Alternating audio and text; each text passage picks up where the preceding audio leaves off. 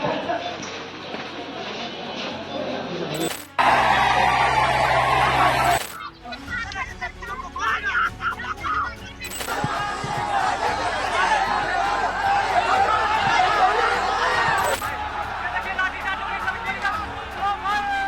स्थिति दिल्ली में देखी गई थी वो स्थिति जो है यहाँ देखने को मिल रही है।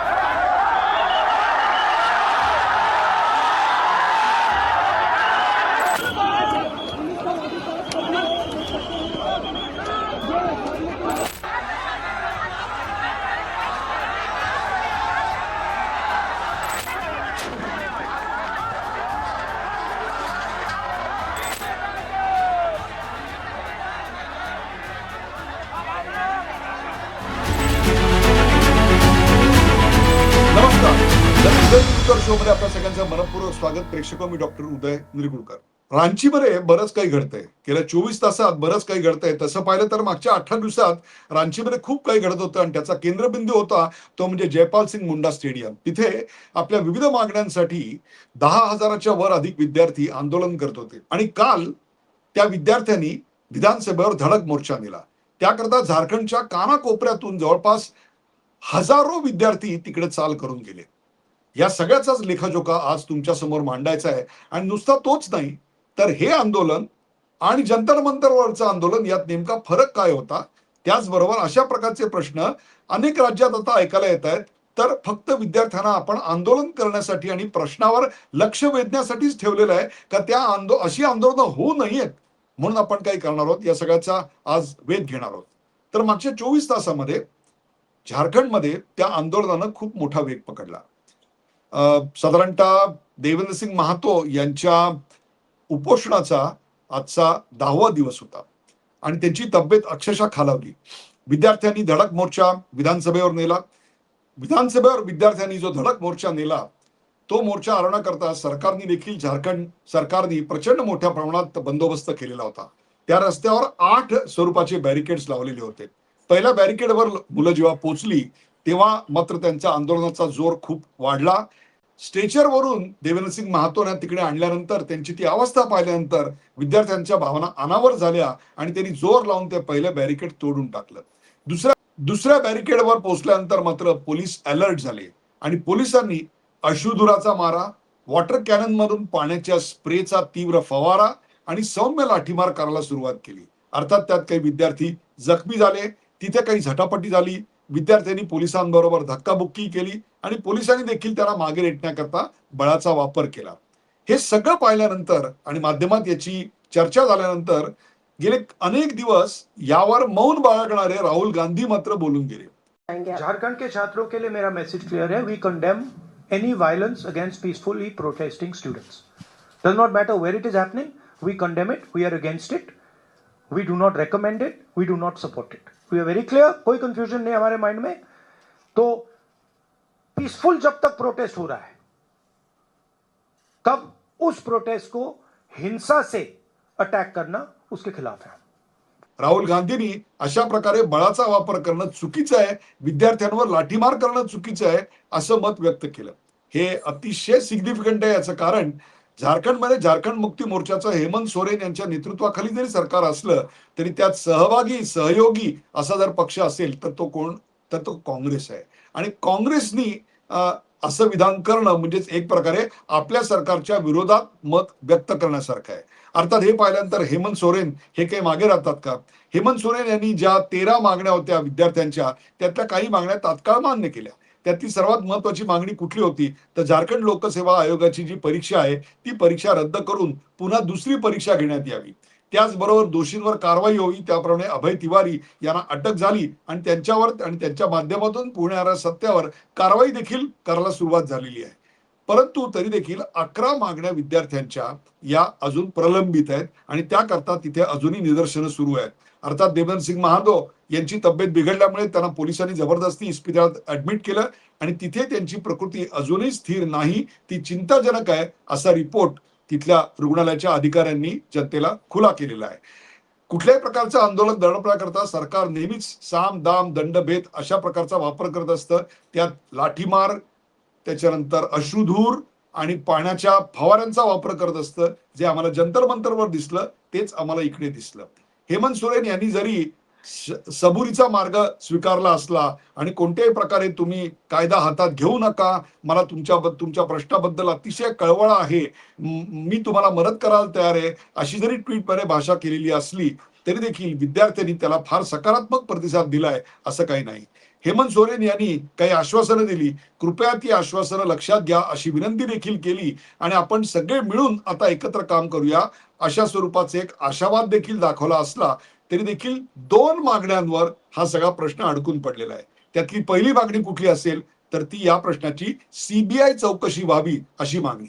आता सीबीआय चौकशीला सरकार का तयार नाहीये तर त्याचं एकमेव कारण म्हणजे सीबीआय हे केंद्र सरकारच्या अखत्यारीत होतं, त्यामुळेच राज्य सरकार त्याला तयार नाही. कारण त्यात बऱ्याच गोष्टी बाहेर येतील आणि केंद्र सरकारच्या बाहुलं असलेल्या सीबीआय इन्क्वायरी करून काय साध्य होणार अशी मनोभूमिका विचार करून झारखंड सरकार त्याला विरोध करते हेही समोर आलेलं आहे. त्याचबरोबर सीआयडीच्या इन्क्वायरीवर विद्यार्थ्यांचा विश्वास नाही. याचं कारण आतापर्यंत सीआयडीच्या इन्क्वायरीमध्ये फार काही गोष्टी समोर आलेल्या नाहीत, त्यामुळे तो एक प्रश्न अत्यंत महत्वाचा त्यांच्यामध्ये सुटलेला नाहीये. दुसरी गोष्ट, झारखंड स्टाफ सिलेक्शनच्या ज्या परीक्षा झाल्या त्या परीक्षांमध्ये 3 प्रकारचे घोटाळे झाले. पहिला घोटाळा काय होता तर त्याचे पेपर फुटलेले होते. ज्या धनिकांकडे पैसे होते त्यांच्या मुलांना ते पेपर मिळाले. दुसरी गोष्ट, त्याच्या तपासणीमध्ये घोळ निर्माण झाले.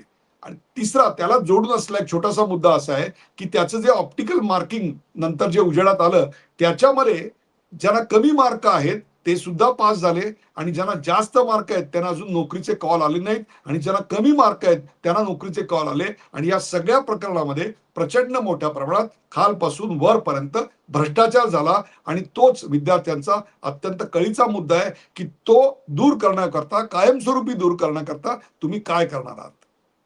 ही मागणीच मला असं वाटतं झारखंडमध्ये होणारं रांचीतलं विद्यार्थ्यांचं आंदोलन आणि जंतर मंतरचं आंदोलन यामधला मूलभूत फरक आहे. त्या फरकाचे काही 13-14 मुद्देच मी निष्कर्ष अतिशय बारकाईनं निरीक्षण करून काढलेले ते तुमच्या समोर मांडतो. त्यातला पहिला म्हणजे कोणत्याही प्रकारची रील्स आणि मीम्स तुम्हाला रांचीमध्ये दिसले नाहीत. रील्स आणि मीम्स आणि युट्यूबर्स हे प्रचंड मोठ्या संख्येनं तुम्हाला जंतर मंतरवर आलेले दिसतील. दुसरी गोष्ट, पंतप्रधान किंवा इकडे मुख्यमंत्री, शिक्षण मंत्री यांच्या विरोधात कुठलेही आई बहिणीवरनं शिव्या, अभद्र अशा स्वरूपाची शेरेबाजी, बिभत्स अशा स्वरूपाच्या गोष्टी याचा लवलेश सुद्धा रांचीमध्ये दिसला नाही. हे सरप्राइझिंग होतं की ती जेनझी दिल्लीमध्ये अशी वागते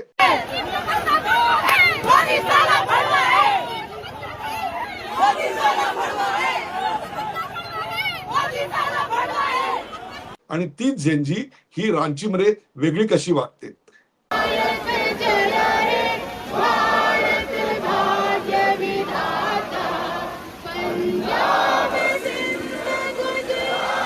आणखी एक महत्वाची गोष्ट म्हणजे कोणत्याही प्रकारच्या देशविरोधी अथवा झारखंड विरोधी घोषणा या तिकडे पाहायला मिळाल्या नाहीत.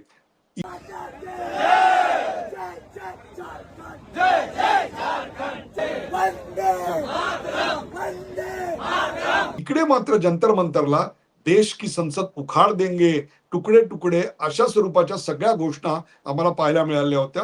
संसद भवन उखाड़ दिया जाएगा, संसद भवन उखाड़ दिया जाएगा, उखाड़ दिया जाएगा, सब कर दिया जाएगा, नेपाल आ जाएगा, नेपाल नेपाल नेपाल नेपाल बनेगा. आप लोग किसी को भी यहाँ पे सपोर्ट नहीं करना है.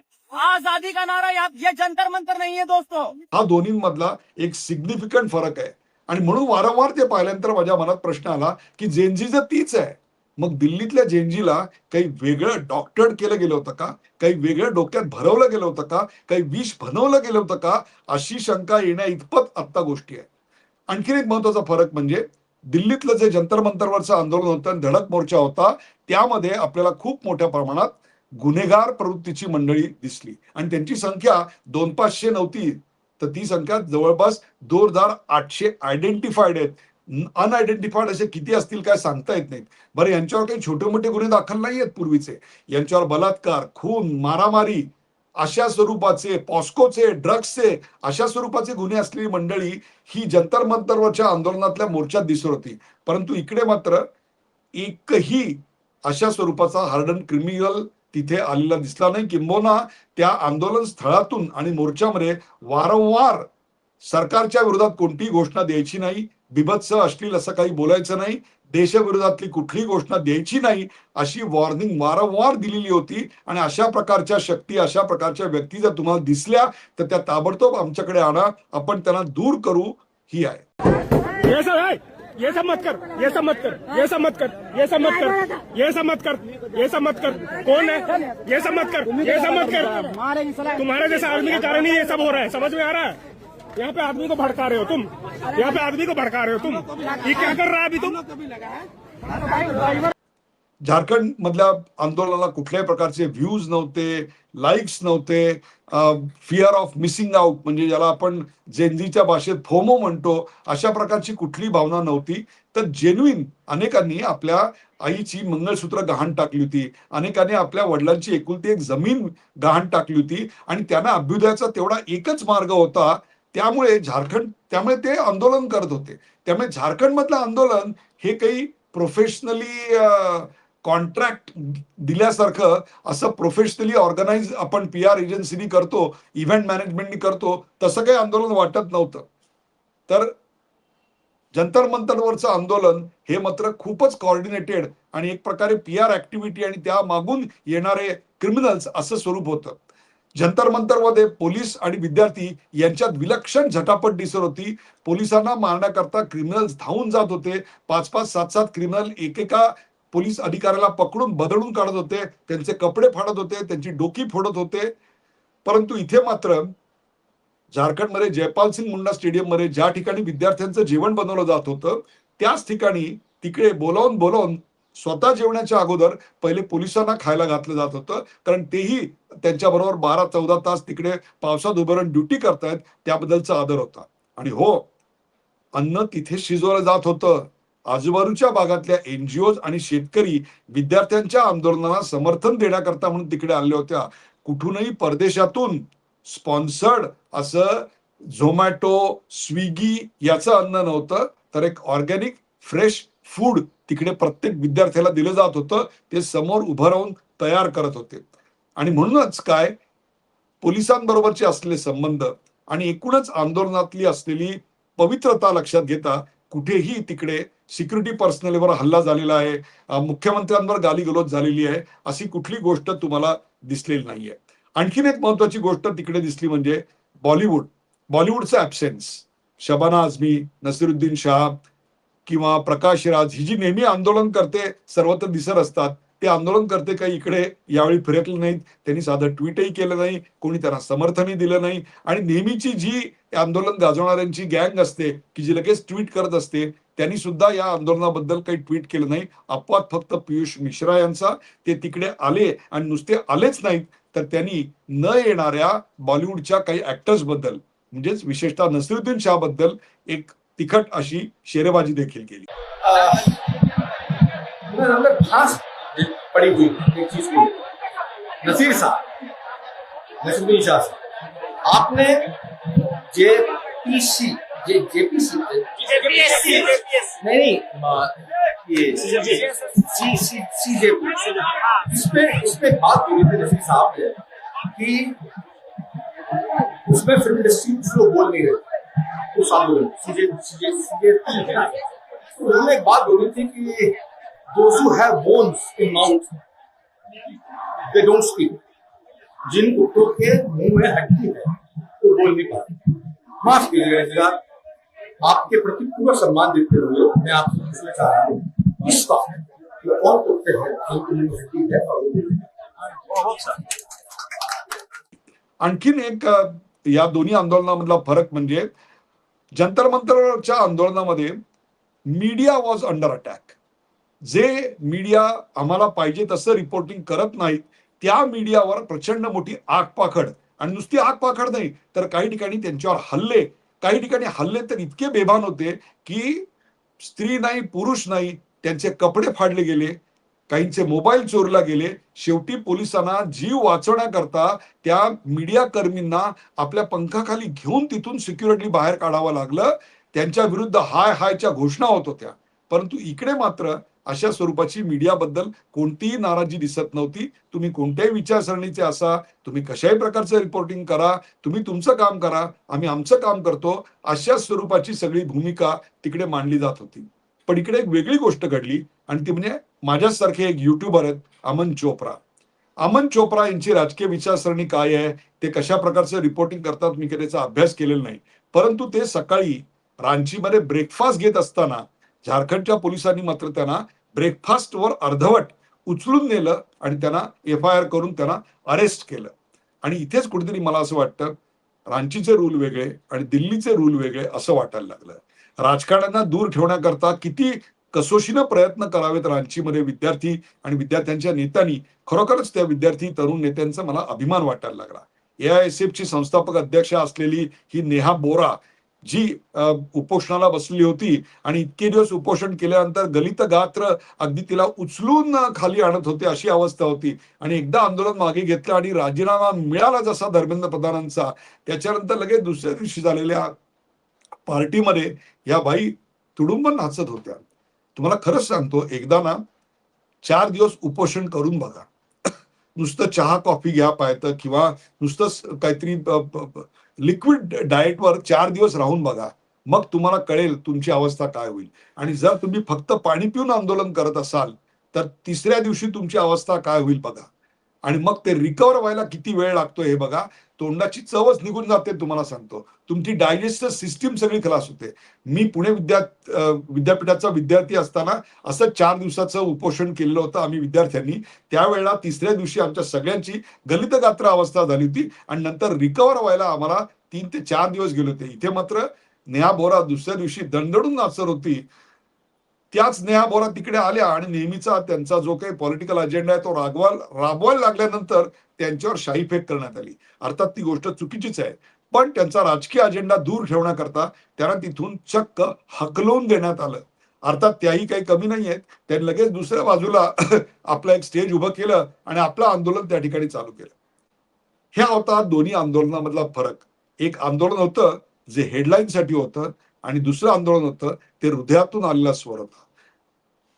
याचं जे रांचीचं आंदोलन होतं ते आंदोलनामध्ये अन्याय झाला, दुर्लक्ष झाला तरी तोंडातलं वंदे मातरम हटलं नाही. आणि इकडे नीटची एक्झाम रद्द झाली, CBIची इन्क्वायरी झाली, पेपर फोडणाऱ्यांना अटक झाली, 47 NTA अधिकाऱ्यांना हकलून देण्यात आलं, त्या खात्याच्या सचिवाची बदली करण्यात आली. एवढंच काय तर हाय पॉवर कमिटी नेमून नंदन नीलकेणी सारखा टेक्नोक्रॅट नेमला गेला. एवढं सगळं होऊन सुद्धा आणि नीटची नवी एक्झाम झाली, त्यांचं काउन्सिलिंग सुरू झालं, तरी देखील आंदोलन झालं. म्हणजे अन्यायाचं परिमार्जन झाल्यानंतरही आंदोलन होऊन तिथे देशविरोधी घोषणा आणि मोदीजींच्या विरोधातल्या अश्लील घोषणा तुम्हाला ऐकायला आल्या. म्हणजे एका ठिकाणी अन्याय झाल्यावरही तोंडातलं वंदे मातरम जात नाही आणि दुसऱ्या ठिकाणी न्यायाचा प्रयत्न झाल्यानंतर सुद्धा संसद उखाड देंगे अशा घोषणा काही तोंडात जात नाहीत. यावरून या दोघांचा फरक आपल्या लक्षात आला असेल. प्रेक्षको, हे इतक्या सविस्तररित्या सांगायचं कारण असं आहे की आम्ही वारंवार सांगत आलेलो आहोत की एक आंदोलन डॉक्टर्ड होतं आणि एक आंदोलन हे उत्स्फूर्तपणे आलेलं होतं. आणि तरी देखील झारखंड मधल्या विद्यार्थ्यांनी आमची प्रेरणा कुठून आली तर ती जंतर मंतर वरून आली अशी स्पष्ट कबुली दिली. याच्यातच त्यांचं मोठेपण काय होतं ते आपल्याला कळेल. एकाला राजकीय रंग होता तर एकाचं नेतृत्व संपूर्णपणे विद्यार्थ्यांच्याच हातात होतं.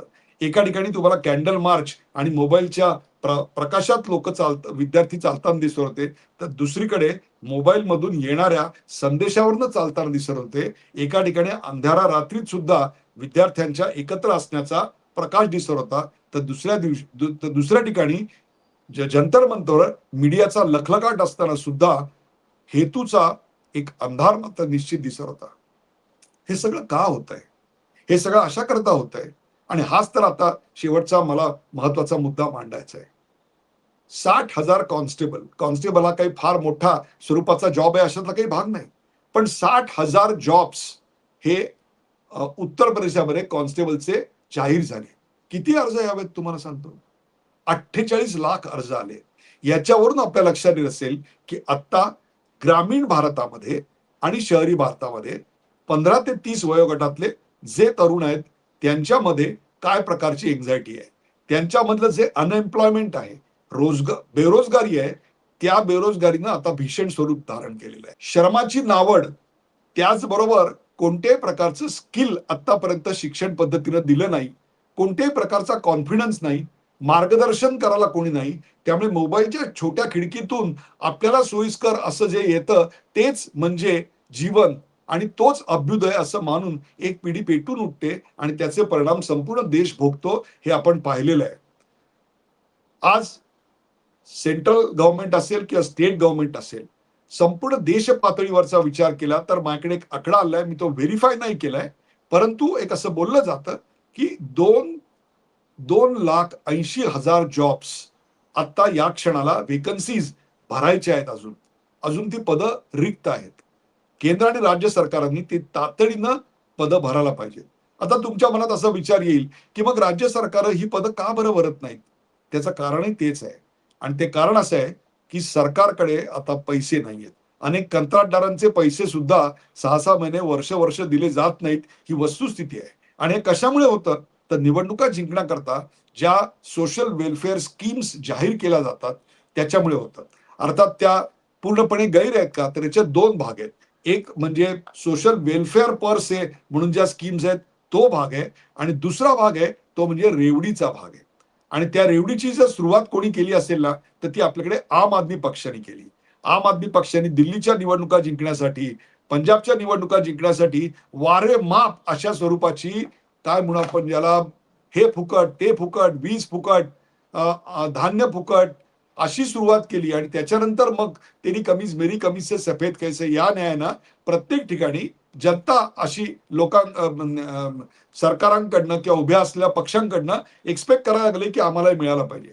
पण त्याऐवजी तोच जर पैसा लाडक्या बहिणींना देण्याच्या ऐवजी लाडक्या बहिणीला सक्षम करण्याकरता म्हणून जर त्यांना रोजगारक्षम किंवा स्वयंरोजगारक्षम करण्याकरता खर्च झाला, तर कदाचित त्या नुसताच स्वतःच्या पायावर उभ्या राहणार नाहीत, तर त्या $5 ट्रिलियन इकॉनॉमीच्या दिशेनं आपल्याला जी पावलं टाकायची आहेत त्यात त्यांची सुद्धा काही पावलं पडलेली असतील.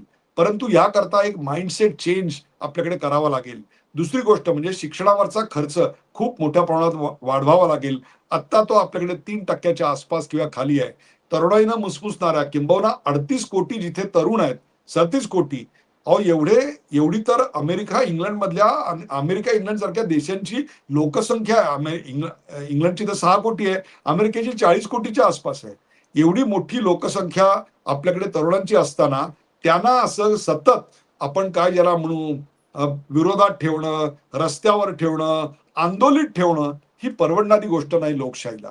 आणि लोकशाही सक्षम करायची असेल तर प्रत्येकाला संधी उपलब्ध करून दिली पाहिजे. आणि ती उपलब्ध संधी तुम्हाला उपलब्ध करत आहोत हे कम्युनिकेट केलं पाहिजे. संवादाने सगळे प्रश्न सुटणार आहेत. आज तरी एक पाऊल झारखंडमध्ये विद्यार्थ्यांनी त्या दृष्टीने टाकलेलं आहे, परंतु ते आंदोलन संपलंय असं म्हणता येणार नाही. कर्नाटकामध्ये आज तीच परिस्थिती आहे, पंजाबमध्ये तीच परिस्थिती आहे. पंजाबमधल्या प्रत्येक मुलाला पंजाब सोडून बाहेर जायचंय. का बाहेर जायचंय? तिकडे रोजगार नाहीत. दुसरी गोष्ट, तिथे असलेली ड्रग्सची समस्या, तिथे कोणत्याही प्रकारची कायदा सुव्यवस्था नाही. त्यामुळे प्रत्येक पंजाबी तरुणाला आज एकच डोळ्यासमोर स्वप्न आहे, बाहेर जाऊन काय वाटेल ते परदेशात काम करू, अगदी गाड्या धुवू, डिलिव्हरी बॉयची काम करू, पण आपण तिकडे जाऊन आपलं पोट भरू, आम्हाला पंजाबमध्ये राहायचं नाही. दिवसागणिक शेकडो मुलं पंजाब सोडून जात आहेत. हे कशाचं लक्षण आहे? आज कर्नाटक त्याच थ्रेशोल्डवर उभा आहे. याचं कारण रोजगार निर्मिती आणि रोजगार निर्मिती करता लागणारा माइंडसेट तयार करणं आणि त्याकरता हाताला स्किल्स देणं, हे एक अवघड शिवधनुष्य सरकारला यानंतर पेलावं लागेल, हाच याचा अर्थ. पण आज तरी एक गोष्ट नक्की बाहेर आली आणि ती म्हणजे झारखंडचं आंदोलन होतं, वो हमारे दिल को छू गया, आणि जंतर मंतरचं आंदोलन होतं, त्यांनी आम्हाला हेडलाईन वाचायला मिळाली. या 2 वाक्यातच आपल्याला या सगळ्याचं सार मिळेल. आणि करप्शन हा जो मुद्दा आहे तो सार्वत्रिक आहे. झारखंडमध्ये जे आंदोलन सुरू होतं त्या झारखंडमधल्या आंदोलनामध्ये एक घोषणा ऐकायला आली, ती सांगतो आणि थांबतो. आणि ती घोषणा होती, अमीर का बेटा फेल होके भी पास, अमीर का बेटा फेल होके भी पास, फेल होके भी पास, और गरीब का बेटा टॉप होकर भी उदास, गरीब का बेटा टॉप होकर भी उदास ही परिस्थिती तातडीनं बदलायला हवी. प्रेक्षको, तुर्तास इथेच थांबतो. हा कार्यक्रम आपल्याला कसा वाटला ते आम्हाला जरूर कळवा. अशा प्रकारचे नवनवीन विषय घेण्यासाठी आम्हाला सूचित करा, शेअर करा, सबस्क्राईब करा, लाईक करा. पाहायला विसरू नका द उदय निरगुडकर शो.